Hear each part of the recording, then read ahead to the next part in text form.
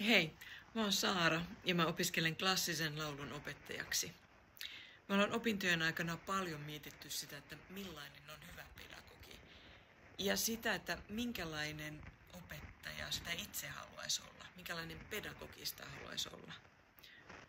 Mä oon oikeastaan kiteyttänyt itselleni 3 johtotähteä, josta mä yritän ehdottomasti pitää kiinni ihan jokaisella pitämälläni laulutunnilla. Ensimmäinen niistä on ilo. Mä toivoisin, että mun tunnille on mukava tulla. Mä toivoisin, että siellä on hauskaa ja että sitä lähtee hymyssä suin. Mä en nyt tarkoita, että siellä tarvitsisi olla niin kuin suunnatonta sirkusta ja että olisi pakko aina hymyillä. En suinkaan. Mä tarkoitan vaan, että mä oon huomannut, että mun omat oppimistulokset paranee valtavasti silloin, kun se oppiminen tuntuu mukavalta, kun se tuntuu hauskalta, kun siihen sekoittuu iloa, naurua, hymyä. Ja mä toivon, että mun luokkahuoneessa kaikuisi laulun lisäksi nauru. Toinen näistä johtotähdistä on turvallisuus.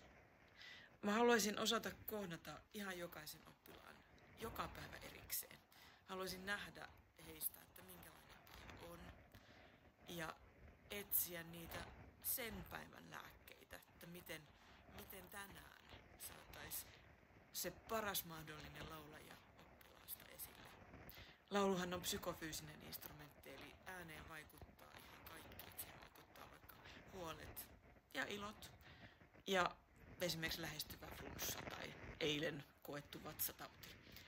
Niin mä toivoisin, että mun tunnilla saisi olla ihan vapaasti just se oppilas, mikä sinä päivänä on.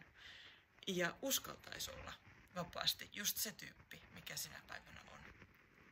Ja että mä osaisin tarjota oppilailleni niitä asioita, jotka juuri sinä päivänä tuovat heistä esiin sen parhaan mahdollisen laulajan.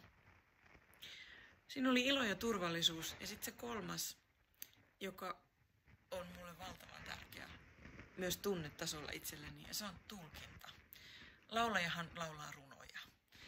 Ja mä oon luonut uraa kielten ja kirjallisuuden alalla ja perehtynyt aika syvällisesti moniin teksteihin, ja se on mulle niin kuin tärkeää henkilökohtaisesti. Ja mä oon myös huomannut, että mun oma suoritus laulajana ihan teknisestikin paranee silloin, kun mä keskityn siihen tulkintaan, kun mä keskityn siihen runoon, jota mä kulloinkin laulan. Ja tää on semmoinen runon tulkinta ja runoanalyysi on sellainen asia, jota mä niin kuin mielelläni opetan myös oppilaille, niin mä toivon, että mä pystyn välittämään sen rakkauden runoihin mun oppilaille. Siinä ne oli. Ilo ja turvallisuus ja tulkinta. Tässä on tämän open rakennuspalikat. Kiitos, moikka.